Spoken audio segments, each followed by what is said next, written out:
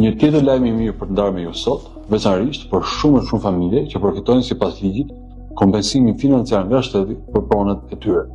Donse shpesh u referohemi si shponar, në fakt nga sot shteti shqiptar shlyen plotësisht dhe vën në vend përfundimisht të drejtën që u takon.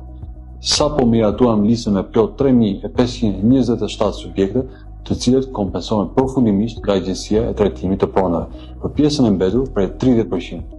Me një fond për rreth 1.4 miliard lek, mbi 13.000 familje përfitojnë drejt për drejt nga buxheti i alokuar nga qeveria shqiptare. Ky nuk është thjesht dhe vetëm një akt financiar dhe as vetëm përmbushja e detyrës sonë funksionale, por diçka më tepër, është një akt drejtësie, është respekt për pronën, për ligjin dhe për qytetarin. Me këtë pagesë që do të marrin nga sot e në ditët në vijim, kompensimi për këto familje, sipas listës së publikuar në faqen zyrtare të ATP-s, quhet i kryer plotësisht dhe ne mbyllim kështu një kapitull të vjetër.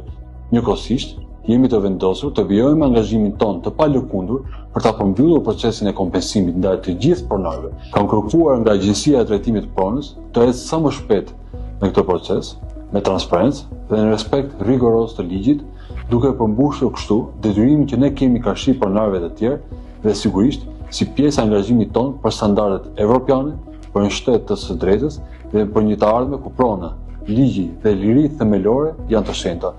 Teksa ne përparojmë çdo ditë në rrugën pakthimit të Bashkimit Evropian, kompensimi financiar ndaj pronarëve është përmbushje e zotimit të qeverisë shqiptare ndaj të drejtës së tyre të njohur me ligj.